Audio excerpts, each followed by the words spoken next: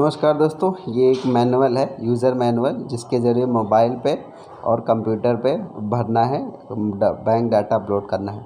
तो जब प्रेरणा ऐप का जो खोलेंगे तो उसमें देखिए क्या लिखा हुआ है, बैंक डाटा अपलोड जैसे करेंगे तो टीचर लॉगिन करेंगे। जब टीचर लॉगिन पर क्लिक करेंगे तो देखिए क्या आता है। इधर आप मोबाइल से भी कर सकते हो। जब टीचर लॉगिन करेंगे आप लोग तो देखिए रजिस्टर्ड मोबाइल नंबर डालेंगे आप लोग, ठीक है, जिसका जितना मोबाइल नंबर हो।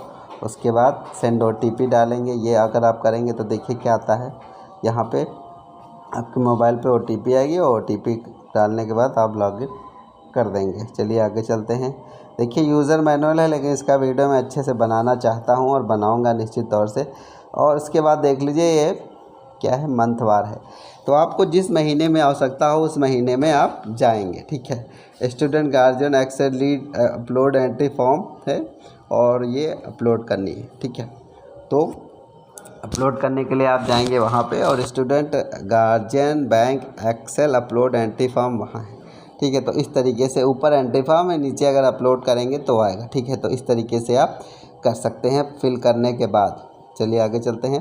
सबसे पहले तो आपको वहाँ से एक्सेल शीट डाउनलोड करनी पड़ेगी। डाउनलोड करने के बाद उसको फिल करना है, फिल करने के बाद उसको अपलोड करना। मैं बहुत अच्छी तरीके से खुद करके बताऊंगा, यूज़र मैनुअल से उतना बेहतर समझ में नहीं आता। चलिए क्या है, DBT आधार स्टूडेंट रजिस्ट्रेशन, इसमें भी आप कर सकते हैं। बहुत स्पष्ट रूप से चीज़ें दी गई हुई हैं। उपभोग प्रमाण पत्र के लिए ऑनलाइन डाटा पूर्ण करने के बाद देखिए क्या लिखा हुआ है, सब स्पष्ट रूप से लिखा हुआ है। विद्यालय स्तरीय उपभोग प्रमाण पत्र के बारे में भी है, देख लीजिए, ठीक है। स्टूडेंट रजिस्ट्रेशन के अंतर्गत पंजीकृत कक्षा और संख्यात्मक छात्र आंकड़ा चेक करेंगे और यदि कोई छात्र कम है तो उसका ऑनलाइन रजिस्ट्रेशन कर देंगे, बच्चों का जो चेक करने के बाद, ठीक है। ये देखिए मोबाइल है एक तरफ वो है, तो देख लीजिए स्पष्ट रूप से दिखा दे रहा हूँ, ये है, ठीक है। आगे चलते हैं हम लोग। अब आ जाते हैं चरण तृतीय चरण स्टेप 2 में। देखिए क्या करना है, तो ये आपको भरना है, ठीक है। देखिए क्या लिखा हुआ है, अच्छे से एक बार देख लीजिए। स्टूडेंट रजिस्ट्रेशन करेंगे पर क्लिक करने के बाद देखिए क्या क्या आपको भरना होगा। बाकायदा मैनुअल है और आप रजिस्ट्रेशन जब क्लिक करेंगे तो आपको ये रजिस्ट्रेशन संबंधित क्लास वाइज ये हर चीज़ अब भरनी होगी आपको। देखिए क्या क्या है, डिस्ट्रिक्ट लिखा है, स्कूल टाइप लिखा है, स्कूल नेम लिखा हुआ है और ब्लॉक का नाम लिखा है, क्लास का नाम लिखा है। तो रजिस्ट्रेशन इस तरह आप कर सकते हैं। यहाँ पर देखिए स्टूडेंट इन्फॉर्मेशन आपको लिखी होगी, उसके बाद आपको प्रोसेस सेव कर देना है, ठीक है। आगे बढ़ते हैं हम लोग। अपने स्टूडेंट अगर छूटा है तो स्टूडेंट का रजिस्ट्रेशन कर दिया है। और तृतीय चरण में आ जाते हैं। मैं लैपटॉप वाला बता रहा हूँ और अगर आप चाहेंगे तो मैं मोबाइल वाला भी बता दूंगा, ठीक है। अप्रैल से जून खाद्यान्न धनराशि का विवरण लिखना है, देख लीजिए इस तरीके से। तो यहाँ पे एक्सेल फाइल जब डाउनलोड कर लेंगे, एक्सेल फाइल आप डाउनलोड करेंगे। डाउनलोड करने के बाद उसमें आवश्यकता अनुसार चीज़ें भर देंगे। भरने के बाद आपको जब करना होगा अपलोडिंग, ठीक है, जब आपको अपलोडिंग करना होगा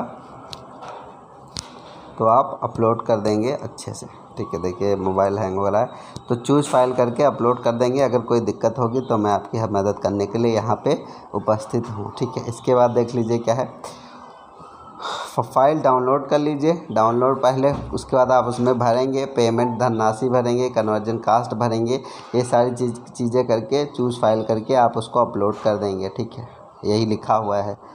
आगे चलते हैं हम लोग। फिर इसी तरीके से अप्रैल से जून विवरण अपलोड किया था, वही प्रक्रिया यहाँ भी कराई जाएगी, ठीक है। पहले फिर से मैं एक बार बता दे रहा हूँ। यहाँ से आप एक्सेल शीट डाउनलोड करेंगे। डाउनलोड करने के बाद जो भरना हुआ है, अमाउंट भरना होगा, ये सब चीज़ें भरेंगे। भरने के बाद अपलोडिंग में वही फाइल चूज़ करके उसको अपलोड मार देंगे, ठीक है। आगे चलते हैं हम लोग। हर महीने का इसी तरीके से करना है भाई, ठीक है। और सितंबर से फरवरी तक का सेम चीज़ यही करना है आप लोगों को। चलिए आगे। उसके बाद क्या करना है, क्लिक करने के बाद चित्र की स्क्रीन पे दिखाई देगा, ठीक है। तो इस तरीके से दिखाई देगा। उसके बाद आप देख लीजिए, देखिए बच्चों के नाम है, ये लिखा है, यह कलर डाटा छात्र छात्राओं को प्रदर्शित हो रहा है। देखिए इस तरीके से देख लीजिए आप।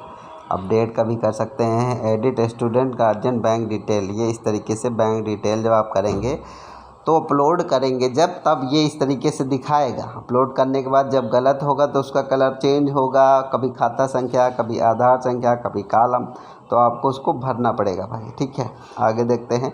उपरोक्त स्क्रीन में नीचे एडिट स्टूडेंट गार्जियन, ये सारी चीज़ें आप उसमें भी एडिट कर सकते हैं। ठीक है, प्रत्येक बच्चे के सामने स्क्वायर बना हुआ है जिस पर टिक करें तो बच्चों का विवरण सही कर देंगे भाई आप लोग। और जैसे अपलोड करेंगे आप जो डाटा एक्सेल फाइल में फिल करने के बाद, अपलोड करने के बाद जब जहाँ भी गलती होगी तो वो बताएगा आपको, और आप बताएगा तो आप उसको सुधारेंगे। सुधार करने के बाद ही होगा अपलोड, गलत डाटा अपलोड नहीं होगा भाई। ठीक है, तो ये देखिए, इसके बाद चलते हैं स्टेप 7 पे आ जाइए। क्लास सेलेक्ट करेंगे, सर्च करेंगे, ये सारी चीज़ें आप लोग को करनी है। देख लीजिए आप, वैसे तो मैं जब खुद करूँगा तब ज़्यादा बेहतर समझ में। यूज़र मैनुअल से लोग को बहुत शिकायत रहती है कि सर ये हो नहीं पा रहा है, लेकिन मैं कोशिश कर रहा हूँ कि देखिए हर महीने का सबसे पहले तो एक्सेल फॉर्म डाउनलोड कर लीजिए, फिर उसको भर के अपलोड करना है। यही करना है हर क्लास के लिए, एक क्लास नहीं, जितनी भी क्लास आपके स्कूल में होगी। ठीक है, पिता का नाम, गार्जियन का नाम, जन्म तिथि, ये सारी चीज़ें होंगी बच्चे के लिए। ठीक है, आगे चलते हैं हम लोग। ये हो गया स्टेप 8 में आ जाते हैं। इसमें अप्रैल, जून, जुलाई, अगस्त, सितंबर से फरवरी तक का अपडेट के साथ अपलोड करना है ये सारी चीज़ें भाई। ठीक है, आगे चलते हैं हम लोग। 9th स्टेप देख लीजिए, ये इस तरीके से है। सब आप लोगों ने ये देख लिखा है student guardian bank excel upload कर लिया है, कितना डाटा है, कैसे है, ये सारी चीज़ें आ जाती हैं। आगे चलते हैं हम लोग। फिर लास्ट में देखिए ये प्रमाण पत्र जो भरना है, 10 स्टेप पे देख लीजिए क्या है। ठीक है, ये आपको विद्यालय स्तरीय उपभोग प्रमाण पत्र जब क्लिक करेंगे तो ये आ जाएगा फॉर्मेट, और उसको आपको ऑनलाइन ही भर देना है। ठीक है, इसके बाद आप सेव कर देंगे तो उस पर सेव हो जाएगा। उपरोक्त कार्य जो है 15/7/2021 से पूर्ण करना है।